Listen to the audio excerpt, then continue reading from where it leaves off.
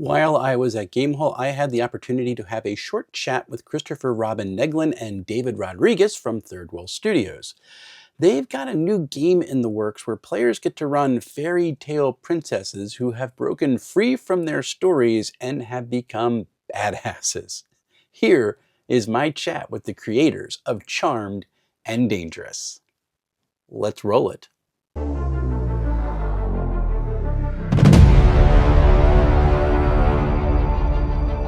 All right, I'm back here at the Monty Cook booth, and I am sitting here with Christopher Robin Negelein. And David Rodriguez. Okay, and Christopher has the distinct honor of writing a setting for a Cypher System game that freaks me out more than anything else. It's the Mystery Flesh Pit National Park, which is, go check it out.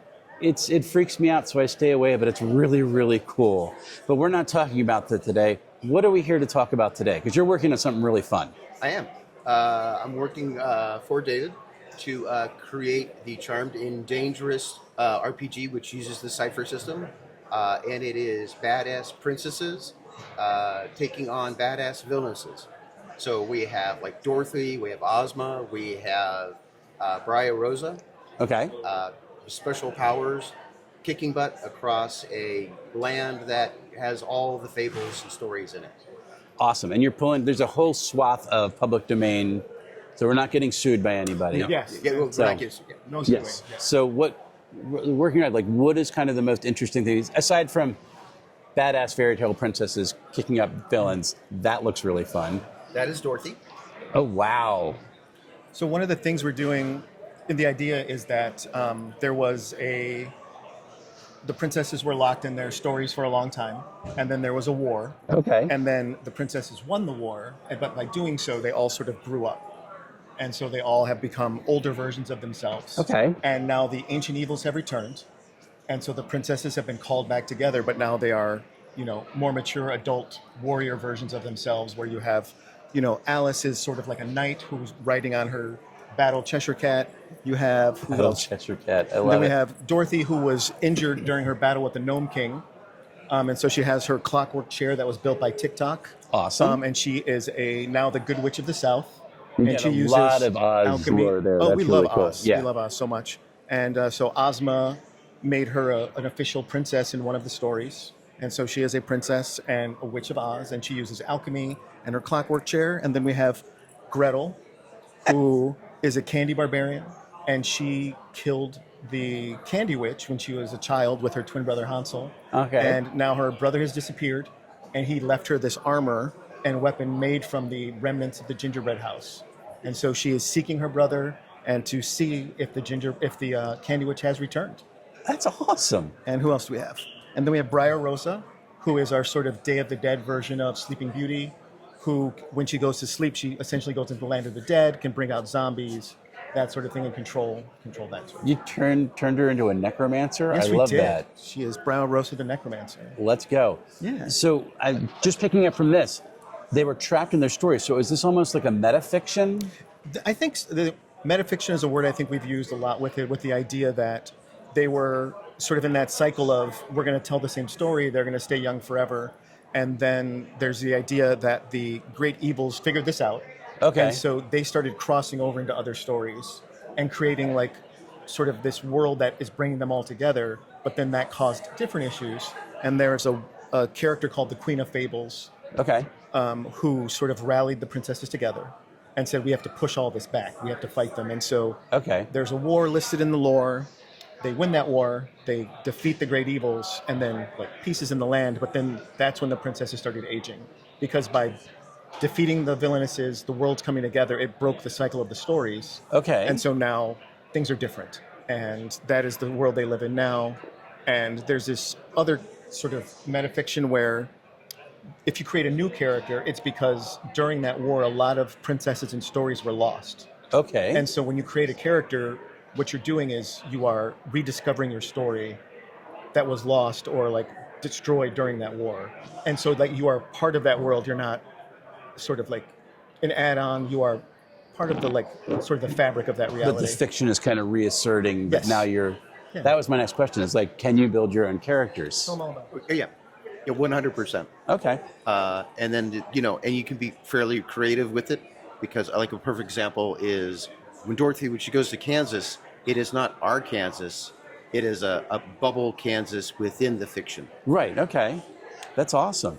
What types do you have? Because Numenera is that adjective, noun, or verb. So what types do you have set up? So I haven't had all my coffee yet. Okay. But we have the orator. Okay. We have a fighter type. Okay. We have an arcane type. And we have the arcane blade, which is a kind of a combination of the two. Because the card game it's based off of, which you can get now, Okay. has majesty and it has charm and different aspects that where you grow your character. Because the theme of the card game is you're on the search Okay. for the bad guy. And then as you build up, and at some point you're like, we're good enough, let's tackle the villainous and, wrap it up. And there's also variants where you can even like make it even bigger sort of story. Like let's find the villainous' one true weakness, which is also a mechanic in the game. Okay. That we have as an option. And also we've done some great things with like, classic parts of Cypher and made them parts of the homage to the card game, like the master stroke mode, because the villainesses just aren't just sitting in their castle. They have made and laid out plans, as you try to figure out what's going on. Okay. The villains know what they're doing. Oh, yeah, yeah. There's a book about that, but well, yes, so. Cool. How long have you been working on this? Because you have some cool artwork and like. Well, that's all from the card game. Oh, that's all card game stuff. That's okay. all from the card game. That some of that we'll have to decide where that is. I'm not the art guy, so that's my thing. But I've been working on it for 2 to 3 months. Oh, nice. Okay. To the side because we're still wrapping up a couple of things for the Mystery Flesh Pit. Mm-hmm. So, but yeah, I'm looking forward to wrapping up things for that Kickstarter, which is basically the 5e rules, and then going full steam ahead. Are you doing some playtest stuff right now? That Actually, well, yeah, we have a table right here at GameHole. Okay. And our goal is to kind of see what we need to do and learn what we need to teach people. So we'll at some point have a playtest packet that'll be semi-public, that people can go and do their own thing and then come back and give us the playtest feedback. That's awesome. When are you expecting to have that out available for folks? That's a good question, but probably a couple of months. Yeah, probably. Okay. I think early next year we can expect that we'll have it. Yeah, because of the holidays, everything. Yeah. Are you going to be testing this out at any other conventions? This year? No. Okay. Next year? Usually, yeah, definitely next year. GameHole is usually my last convention of the year. Okay. I don't get into PAX Unplugged or some of the other later conventions because I have a day job. So. Yeah, it's kind of hard when you have actual real life to deal with things. Cool. So you're doing an elevator pitch for this right now. Mm-hmm.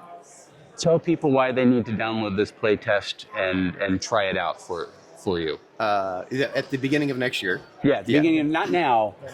Wait 3 months and then do it. I kind of already made it. You play badass princesses, tackling on badass villainesses in a shared Fableland. And I would add also that if you're making your own custom character, you are reestablishing a lost story of whatever your character was based on. What age level are you making this for?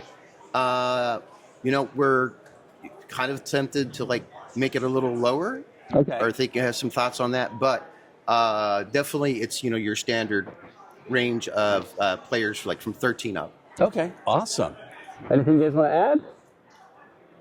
Or corrections? No, I think you did a great job, and I appreciate you taking time to talk to us about it.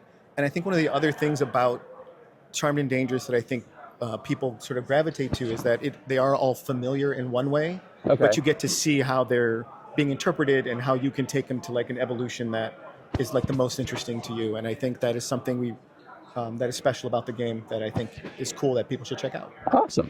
When you build your own character, just to close out, we talked about reestablishing their story for that. Mm-hmm. Do you have mechanics set up in the game, or do you have kind of a framework folks can use to kind of redevelop their story?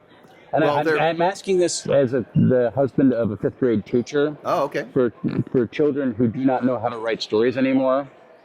So something like this, I'm we want that yesterday. So is there something in there that kind of helps them with that? Well, to be fair, I don't know if I really knew how to write a story in the 5th grade either, but that might have been a totally different thing. Cypher already has those mechanics in play with character arcs. Okay. And but we already have a lot of variety with with most of the descriptors. Okay. And we have some customized foci as well, like where engages their sugar rush, We have to have a or sugar charms rush. Prince Charmings. Yes, absolutely. Anything else? No, I think we're good. I think we're gonna, we'll be playtesting all day, and I really appreciate the time you've saved for us. Well, thank you for making the time. I will try to stop by because I want to see this actually in action. I'll see if I can figure out a time when I can get up here and do it. Will you be here tomorrow too? Unfortunately, not. Rats. Okay. Tomorrow, I think we're here till 2. Okay. Yeah. Well, we're here all day. Yeah. Just Okay. Cool. Listen. Thank you for the time.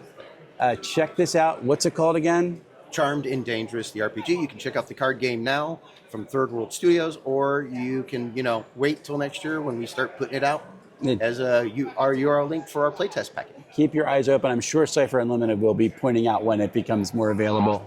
Or watch my channel. It's always a good time. Actually, that's what I need to do is I need to talk to the terrible trio. Yes. At Cypher Unlimited about doing some playtesting there first. Awesome. Very good. Talk to you later, folks. Thank you. Thank you.